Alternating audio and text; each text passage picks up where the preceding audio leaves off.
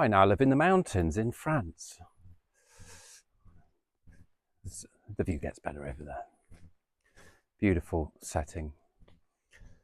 It's Christmas Day. It's a Merry Christmas. I had a terrible night's sleep last night. Feeling tired. Probably the least Christmassy Christmas we've had, but we're just grateful to have a home. A nice home. So yeah, we've kind of settled in. We've been here just over a week and was going to be getting into the yoga 108 day challenge on the 1st, but I've actually decided today to give myself an early Christmas present and actually just start it in the next day or two and really go into the new year feeling the best ever. I'm also considering, after listening to a podcast of late about just not eating breakfast. They say breakfast is the healthiest meal of the day, but I think autophagy is where the ketosis state. Autophagy is when you put if you're nibbling all the time, basically your body's it's got to get the digestion going for that fire going to digest that thing that you're eating. So that takes away energy from everything else. But if you stop eating for a certain amount of hours, the body starts to go into a ketosis state, and autophagy is when it starts to kind of almost eat up and clean up its cells. It goes into a different state, and it will then convert fat into energy rather than getting it from your food. I've experimented with these diets in the past. A lot of people use it for weight loss. I haven't really needed to do it for that, although I am noticing now, a bit more fat around the belly. I'm not fat, but I think it's something you've got to, in your 40s, your body's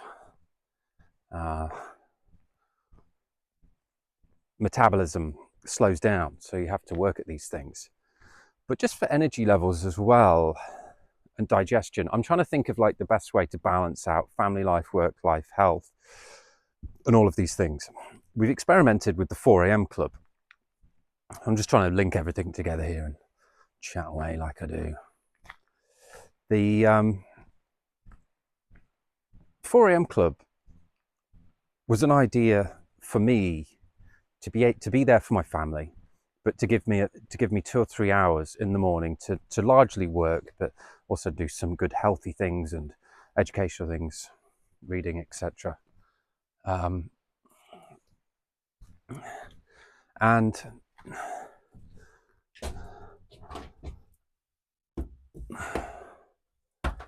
that largely worked and did feel good a lot of the time. But the things that got in the way of it were either the moving around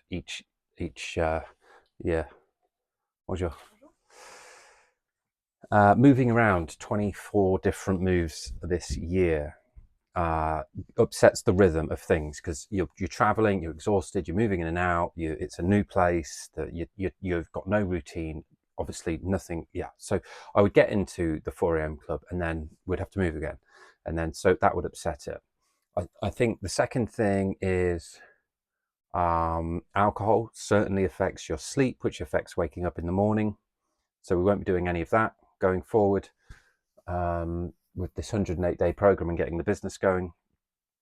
And it has a massive impact on your health and your sleep.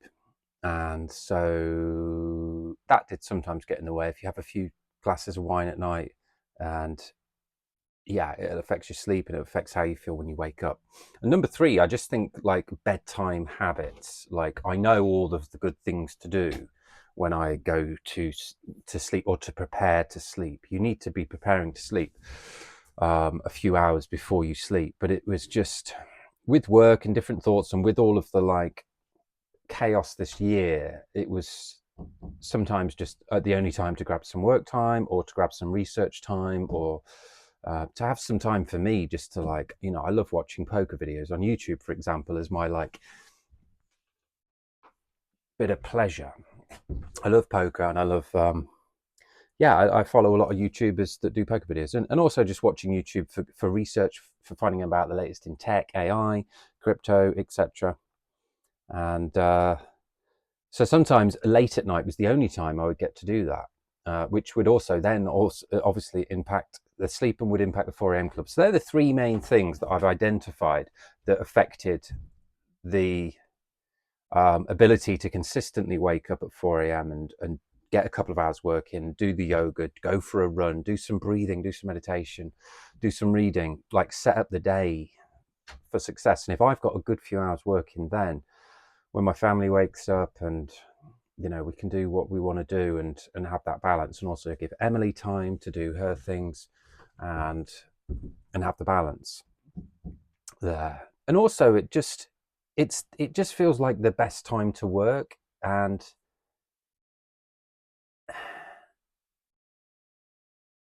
they say the veil is thinnest in the mornings. That's why a lot of sages and yogis, they get up in the morning because nobody else is up. So the energy is like lighter apparently, and you're supposed to be able to like connect to universal consciousness and be more inspired. And I've certainly found that a lot, like even sometimes trying to wake up at 4 a.m. and feeling that, and then sometimes not even operating the 4 a.m. thing, waking up early and feeling very inspired and connected. So it's a very good energy. And if you think about it, like I've considered in the past doing that work at night when my family have gone to sleep, because I've often in the past been a night owl. But I think you can be whatever you want. I think it's just up to you to make the choice. And those hours at the night, you just kind of want to, just do easier things. So I think I'm just thinking of me. I'm thinking of also people out there. If you're in a job and you've been to a job that you don't really like, it's bringing money in and it's bringing money out. You've got family things, jobs, life things going on. The last thing you're going to really have the energy to do when all at the end of the day is getting 2 hours good quality work. Now, I'm not saying that's not possible, of course, but for me, I'm just thinking after this experimentation and just trying to think about the best way to do it. Certainly, if you've looked after your sleep and you've got a good 7 or 8 hours in, which if I do those three things, the three main problems, we don't move. We're here for 9 months now, so we don't have to move anywhere anytime soon. So we've got a period of stability, number one. Number two, no drinking. That's fine. Number three, good bedtime habits. So shutting down the tech at like 7, I would say, maybe earlier, but there might be the need for a little bit after bedtime. I'm still pondering and thinking about this, but obviously just reading actually for an hour or two until natural sleep comes in, and hopefully be asleep for like 8 or 9 o'clock. Really getting into the reading. It's nice, I think, to in the morning. I want a good few hours work time. The yoga is about 50 minutes. And so like going to the toilet and making a tea, that's about an hour. That's the 3 hours. I do like to read a new part, just 10 or 15 minutes of a different type of book, a challenging book, or something very thought-provoking, because I think reading even just 5 minutes in the morning of something quite inspiring or new or educational is going to then blend throughout the day. And so, but mostly work, and then you just go to sleep. You just go to sleep at 8 or 9 o'clock. You get 8 hours. It's still dark here, a lot at night. There's nothing going on. We're in the mountains, like there's nothing.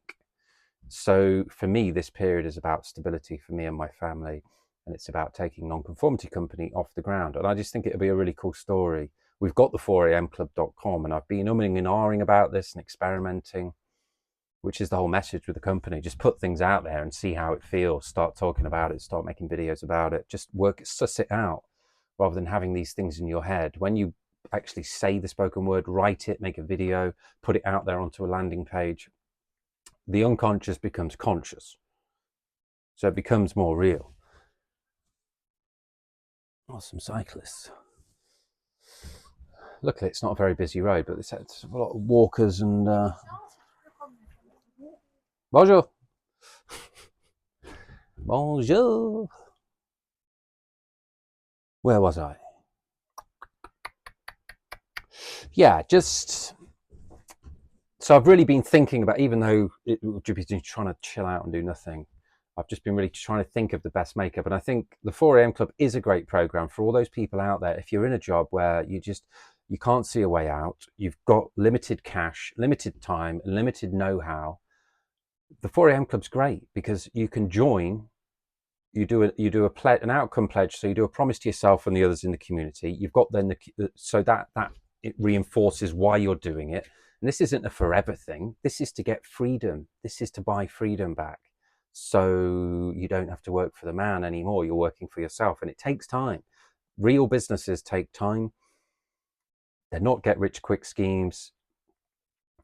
They're real authentic businesses, which I say they take time. They do, but like we're also promoting the tools and the quickest and the best ways to test fast and develop quickly and launch them quickly and launch multiple businesses quickly, so you can find the combination of the handful of several that work for you, that link with your life and passions, hopefully, and just start to make that survival money, that minimum viable income, MVI, that you need to then quit your job. Then your life completely changes. Then your life is just like, oh wow, I don't have to go and work 8 hours for that person, which, including the lunch break and travel, is often 10 hours, isn't it?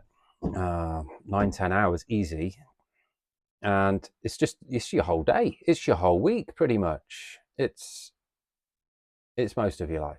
And if you found a job that you love working for somebody else, well done. But I would argue that that's not the general consensus of most of the people out there. So we're trying to provide a pathway with the 4am Club for people that don't have time, money, or the know-how or inspiration to tick all those boxes. Just chop off 2 hours at the end of the day, forget about Netflix or rewatching Die Hard.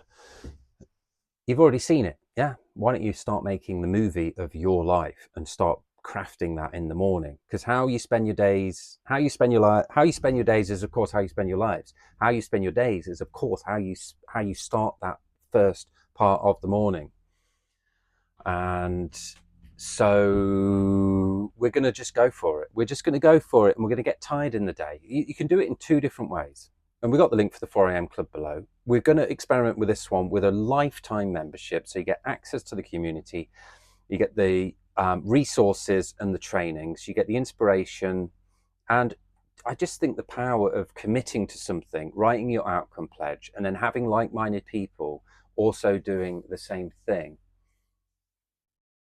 is good. And I guess you don't have to do 4am. Like, if you could just wake up half an hour, then this is the 2 ways of doing it. You either just go for it. So if you've been waking up at 7:30, you just put your alarm on for 4. You get tired for a week and you work it out and you go to bed earlier, and then it balances out and you've created a new cycle for yourself. Eye masks, sleep hormones, looking after your sleep, just doing all the things possible. So we'll cover all of that. But I just think the sheer power of the community, of other like-minded people doing this, and then talking about the sacrifices that they're making, saying no to going out to the same pub, seeing the same people, talking about the same nonsense for a year. Yeah, do that to change your life forever. That's what it's about. There's a very noisy car coming down here. Merry Christmas. Bye.